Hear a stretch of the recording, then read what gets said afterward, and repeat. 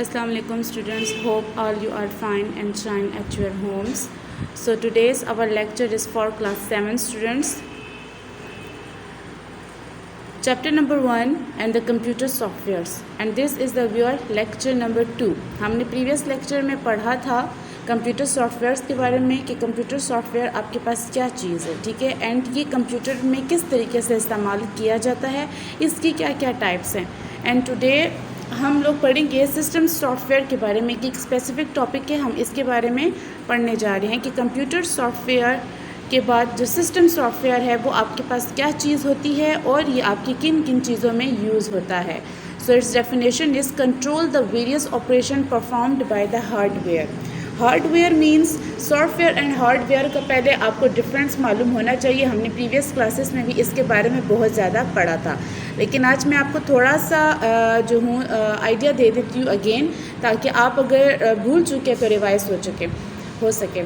तो सॉफ्टवेयर आपके पास वो चीज़ होती है जो कि टचेबल नहीं होती, जिसको आप टच नहीं कर सकते, और हार्डवेयर आपके पास वो चीज़ होती है जो टेंजिबल होती है, जिसको आप टच भी कर सकते हो, आप देख भी सकते हो, आप उसको फील भी कर सकते हो, ठीक है. जैसे कि अगर मैं अपने कंप्यूटर सिस्टम की आपको एक एग्जांपल दूं तो कंप्यूटर सिस्टम की जो मॉनिटर है, कीबोर्ड है, जिसको सीपीयू है, जो स्पीकर्स है, वो सब आप लोग उसको टच कर सकते हो, हाथ में पकड़ सकते हो, एक जगह से दूसरी जगह पे मूव कर सकते हो. तो ये आपके पास क्या है, हार्डवेयर आता है, ठीक है. एंड सॉफ्टवेयर आपके पास क्या चीज़ होती है, जो मॉनिटर के अंदर की जो स्क्रीन होती है वहाँ पे जितना भी आपको आइटम्स नज़र आ रहे हैं, ठीक है, चाहे आप वो गेम खेल रहे हो, चाहे वो आप लोग कोई वीडियो देख रहे हो, चाहे आप लोग उसमें कोई जो MS वर्ड में कोई टास्क परफॉर्म कर रहे हो, तो वो जो है आप लोगों की क्या सॉफ्टवेयर है, वो टचेबल नहीं है, आप उसको जो है टच नहीं कर सकते, ठीक है ना. तो वो आपके पास सॉफ्टवेयर है, और जो आपके पास टचेबल है वो आपके पास हार्डवेयर. और हार्डवेयर कंट्रोल कौन करता है, सॉफ्टवेयर प्रोग्राम्स होते हैं आपके पास, तो उससे हम क्या हार्डवेयर को कंट्रोल करते हैं, ठीक है ना. आई होप कि आपको इस डेफिनेशन के बारे में पता चल गया होगा. सिस्टम सॉफ्टवेयर आपके पास क्या चीज़ है, control the various operation perform by the hardware. हमारे हार्डवेयर से जितने भी फंक्शंस परफॉर्म किए जाते हैं उनको कंट्रोल कौन करता है, सिस्टम सॉफ्टवेयर करता है. ओके जी, the next topic is operating system. Operating system, operate का मतलब होता है काम करना, चलाना, ठीक है. तो अब इसके नाम से ही जाहिर है ऑपरेट, तो हम समझ सकते हैं कि ऑपरेटिंग सिस्टम का बेसिक मीनिंग क्या है. तो ऑपरेटिंग सिस्टम का बेसिक मीनिंग है controls the overall activity of the computer. Computer की overall activity A to Z जितने भी फंक्शंस परफॉर्म होते हैं वो सब के सब ऑपरेटिंग सिस्टम जो है वो कंट्रोल करता है, ठीक है. इसमें आपके पास बहुत सारे फंक्शंस आते हैं, ठीक है, जैसे कि आप लोगों का मेमोरी सिस्टम, CPU का सिस्टम, ठीक है, आपका एक डेटा दूसरी जगह पे ट्रांसफ़र हो रहा है, ठीक है, या आप USB वगैरह लगाते हो, या अपने कोई डेटा है कंप्यूटर में ट्रांसफ़र कर रहे हो, या कंप्यूटर से जो है अपनी USB में ट्रांसफ़र कर रहे हो. इसके अलावा कोई CD इंस्टॉल कर रहे हो, या कोई प्रिंट कर रहे हो, या कोई गेम वगैरह इंस्टॉल करें, तो ये सब कुछ जो है ना ऑपरेटिंग सिस्टम को पता होता है. ऑपरेटिंग सिस्टम के इल्म में होता है कि मेरे कंप्यूटर में ये चीज़ इस वक्त पे इतनी रेंज में परफॉर्म हो रही है, ठीक है. ऑपरेटिंग सिस्टम क्या है, आपके पास ऐसा सिस्टम है जो कि आपके कंप्यूटर की ओवरऑल एक्टिविटीज़ को परफॉर्म करता है या कंट्रोल करता है. Clear. Next we have is utility program. Utility program भी आपके पास सिस्टम सॉफ्टवेयर की टाइप में ही आता है, जिसका आपके पास बेसिक मीनिंग है improves the operations of an operating system by adding the specialized functionality. आपके ऑपरेटिंग सिस्टम में जितने भी काम परफॉर्म होते हैं ना, उन सब को ये इम्प्रूव करता है. इम्प्रूव का मतलब होता है बेहतरी लेके आता है, मतलब कि वही काम जो ऑपरेटिंग सिस्टम परफॉर्म कर रहा है उसमें थोड़ा सा एडिशन करके इसको और ख़ूबसूरत अंदाज में, और इसको और अच्छे अंदाज में और वैल्यूएबल अंदाज में ये पेश करता है, ठीक है ना.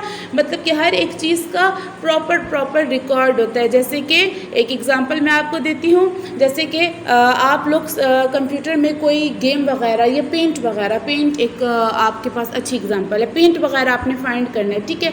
अब पूरे कंप्यूटर में आपको नहीं पता कि जी आपके पास पेंट का जो फंक्शन है वो कहाँ पे है, तो आप उसको क्या करते हो, आप कंप्यूटर ऑन करते हो, रिफ़्रेश करते हो, आप स्टार्ट पे जाते हो। स्टार्ट पे जाके वहाँ पे आपके पास सर्च का ऑप्शन भी होता है। आप सर्च के ऑप्शन में अगर पेंट लिखते हो, उसको एंटर करते हो, तो पेंट आपके सामने ऑटोमेटिकली ओपन हो जाता है। अगर आप ये नहीं कर रहे तो आप क्या करते हो, आप सर्च से ऊपर आल प्रोग्राम्स होते हैं, आल प्रोग्राम्स को क्लिक करते हो, आपके पास सारे प्रोग्राम्स की लिस्ट जो है एक मेन्यू, एक ड्रॉप डाउन मेन्यू ओपन हो जाता है। आप उसमें से पेंट को फाइंड करके आप पेंट को यूज़ कर सकते हो। तो देखें, ऑपरेटिंग सिस्टम का तो काम है ऑपरेट करना कंप्यूटर को, ठीक है, सारी एक्टिविटीज़ का, लेकिन अब यूटिलिटी प्रोग्राम ने क्या किया, आपको एक स्पेशलाइज्ड तरीका बताया है कि आप सर्च के थ्रू भी कर सकते हो, आप प्रोग्राम्स में भी फाइंड कर सकते हो। तो ये क्या है, ये आपको बेहतरी की तरफ लेके जा रहा है। नेक्स्ट आपके पास जो थर्ड टाइप है, language processor. Language processor, language का मतलब क्या होता है? लैंग्वेज का मतलब ये होता है कि जो हम बातचीत वगैरह करते हैं, हर एक कंट्री की अपनी अपनी स्पेसिफिक लैंग्वेज होती है। अगर आप पाकिस्तान की बात करते हैं, हमारे पाकिस्तान में भी बहुत ज़्यादा लैंग्वेजेस बोली जाती है। जैसे कि हमारी नेशनल लैंग्वेज क्या है, उर्दू है, ठीक है। इसके अलावा इंग्लिश यहाँ पे बोली जाती है, यहाँ पे पश्तो बोली जाती है, बलोची बोली जाती है, डिफरेंट टाइप्स की जो है आपके पास लैंग्वेजेस बोली जाती हैं। तो ठीक है, तो लैंग्वेज का क्या मकसद होता है? मकसद ये होता है कि हम एक दूसरे के साथ कम्युनिकेट करते हैं, हम एक दूसरे के साथ रब्ता करते हैं। तो इसी तरह कंप्यूटर में भी ये लैंग्वेज प्रोसेसर यूज़ किया जाता है, जिसकी डेफिनेशन आपके पास है। A language processor is also known as a language translator.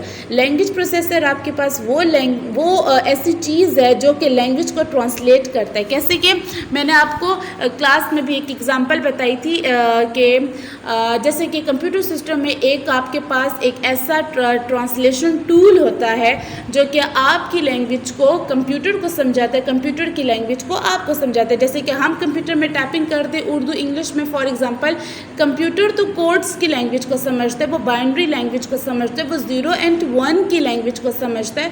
तो वो हमारी जो इंग्लिश उर्दू उसको नहीं समझ सकता। कंप्यूटर में एक ऐसा ख़ास फंक्शन होता है जो कि हमारी लैंग्वेज को कन्वर्ट करता है कोड्स की लैंग्वेज में और कंप्यूटर को कमांड देता है। फिर इसी तरह कंप्यूटर जब आंसर देता है तो लैंग्वेज ट्रांसलेटर जो होता है वो बाइनरी लैंग्वेज यानी कोड्स की लैंग्वेज को कन्वर्ट करता है हमारी लैंग्वेज में और हमें आउटपुट यानी कि रिजल्ट देता है। तो इस तरह हम लोग मिल के चलते हैं और अपने सिस्टम को एवोल्यूएट करते हैं। आई होप कि यहाँ तक आपको समझ आई होगी। इसके अलावा operating system, utility programmes and language processor के टॉपिक बहुत जो है ज़्यादा है, बड़े टॉपिक है, वास्ट टॉपिक है, तो हम इनको सेपरेट जो है डिस्कस भी करेंगे अपने नेक्स्ट लेक्चर नंबर 3 में।